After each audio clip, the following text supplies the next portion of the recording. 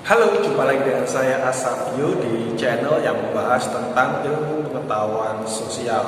Kali ini saya akan membahas tentang konflik berdasarkan subjeknya. Tapi sebelum lanjut, silakan like, komen, dan subscribe video saya dan channel saya supaya saya semakin termotivasi di dalam membuat video-video yang lain. Oke? Jangan lupa like, komen, dan subscribe ya, karena subscribe itu gratis. Baik, konflik berdasarkan subjeknya itu terbagi menjadi 4. Yang pertama adalah konflik interpersonal. Apa itu konflik interpersonal?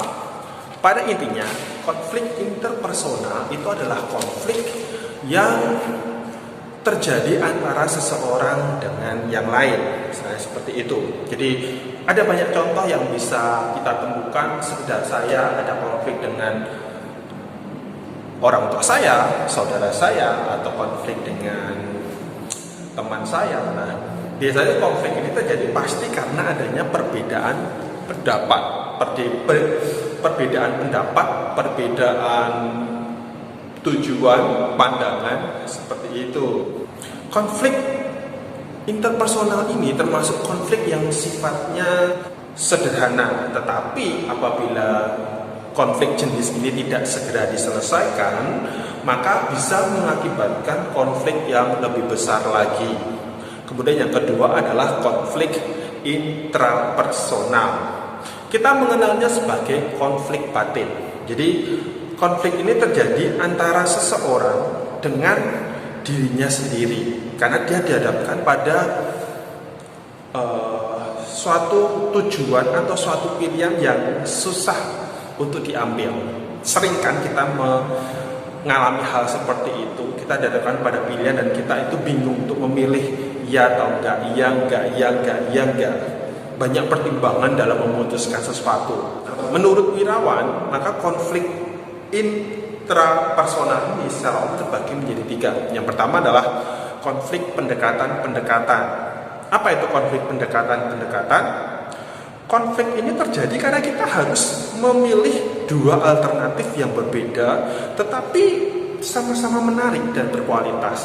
Contohnya paling gampang, misalnya kita sedang jalan-jalan di mall misalnya, dan kita mungkin masuk di suatu toko begitu, dan kita lihat-lihat mungkin tas, baju, dan kita melihat ada 2 pilihan baju yang sama-sama bagus, harganya juga mungkin nggak beda jauh. Nah, kita bingung dalam menentukan enaknya mau milih yang mana ya, karena ini 2 baju atau 2 tas ini itu sama-sama menarik dan sama-sama bagus. Kita benar-benar harus jeli dalam memilih. Kemudian yang kedua adalah konflik pendekatan penghindaran. Maksudnya seperti apa konflik pendekatan penghindaran? Pendekatan penghindaran ini konflik di mana kita itu dihadapkan pada 2 pilihan yang itu ada sisi positif dan negatifnya. Jadi kita itu misalnya nih, mungkin kalian ada yang punya misalnya pilihan sekolah, jika itu mau sekolah ya. Kalian sudah browsing sana sini, dan ada 2 pilihan, di mana sekolah A, sekolah B yang akan kalian masuki itu ternyata memiliki nilai plus minusnya masing-masing. Mungkin yang satu lebih mahal tetapi bagus kualitas, tapi yang satunya itu lebih murah dengan kualitas yang lebih rendah mungkin, tapi dia lebih dekat dengan tempat tinggal kita misalnya. Jadi intinya 2 pilihan ini memiliki plus minusnya masing-masing, sehingga kita benar-benar bingung di dalam memutuskan enaknya mau memilih yang mana. Dan yang ketiga adalah konflik penghindaran. Konflik seperti ini terjadi karena kita dihadapkan pada 2 pilihan yang sebenarnya sama-sama harus dihindari. Ini tergantung ya, misalnya nih ada orang yang golput pada saat pemilu. Kenapa mereka golput? Kenapa mereka tidak mau memilih salah satu di antara 2 calon presiden yang diajukan? Bagi sekelompok orang tertentu, mereka melihat bahwa dua kandidat yang sedang bertarung itu sama-sama jelek. semuanya tidak ada sisi positifnya. Mau milih siapapun juga pasti efeknya negatif. Bagi mereka, pilihan ini adalah dua hal yang sama-sama harus dihindari sebenarnya. Nah, sehingga katakanlah kalaupun mereka memilih, ya sudah, itu karena terpaksa. Tetapi mereka pikirnya ini dua hal yang sama-sama harus dihindari. Tapi kita dipaksa untuk harus milih. Atau mungkin kalian yang sama, misalnya kalian mau sekolah di dua sekolah yang itu mungkin ditentukan oleh orang tua kalian.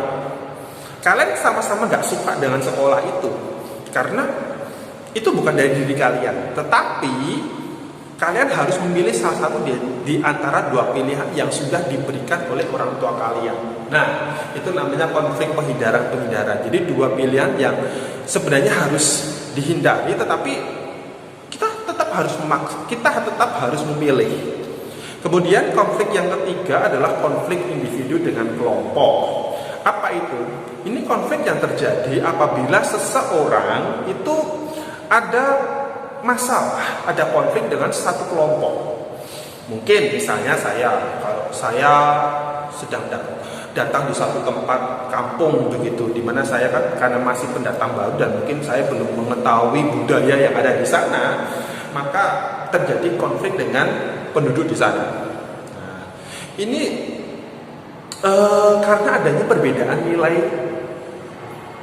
yang saya terima dari tempat saya lama dengan nilai-nilai yang ada di masyarakat yang baru saya datangi tersebutnya. Jadi sehingga menyebabkan terjadinya konflik antara saya dengan masyarakat. Mungkin ada dari kalian yang biasa buang sampah sembarangan. Tiba-tiba kalian itu datang di satu kampung yang sangat peduli dengan lingkungan. Mungkin pada saat kalian tiba-tiba buang sampah seenaknya sendiri, kalian akan langsung kena tegur. Tidak hanya satu orang, tapi banyak orang yang akan menegur. Kenapa? Karena masyarakat di sana itu masyarakat yang peduli dengan lingkungan. Sementara di tempat kalian yang baru, kalian dibiasakan dengan buang sampah sembarangan, nggak apa-apa kok, misalnya. Nah, ini contoh antara konflik individu dengan kelompok. Dan yang terakhir adalah konflik antar kelompok. Konflik antar kelompok ini adalah konflik yang terjadi antara satu kelompok dan kelompok yang lain. Biasanya masyarakat yang memiliki atau mengalami konflik seperti ini itu berawal dari konflik antar individu dengan kelompok yang belum diselesaikan dengan baik. Dan kebetulan masyarakat itu memiliki rasa solidaritas yang tinggi. Saya ambil contoh misalnya tawuran antar pelajar. Mungkin itu awalnya hanya bermula dari konflik antar individu dan individu, antara dua kelompok yang berbeda, entah mungkin sekolah atau kampung. Nah, dari satu individu yang lain ini tadi untuk konflik, mereka akhirnya lapor atau cerita ke teman-temannya yang satu kelompok tadi. Begitu juga satunya. Mereka nggak peduli apakah temannya itu salah atau tidak. Bagi mereka karena rasa solidaritas yang tinggi, akhirnya mereka itu membantu temannya untuk kayak menyerang si lawan. Si lawan juga sama, dia lapor. Akhirnya apa? Dari yang hanya bermula konflik antar individu, mungkin jadi individu dengan kelompok, akhirnya menjadi antar kelompok. Jadi itulah kenapa bisa terjadi konflik tawuran antar pelajar, tawuran antar desa atau antar kelompok, kemudian konflik antar suku. Itu semuanya biasanya bermula dari konflik antar individu terlebih dahulu, yang kemudian meluas, membesar menjadi konflik antar kelompok. Nah, sampai di sini ada yang mau ditanyakan? Jika ada, silahkan komen di bawah untuk bisa saya jawab. Dan saksikan saya di video-video selanjutnya. Sampai jumpa.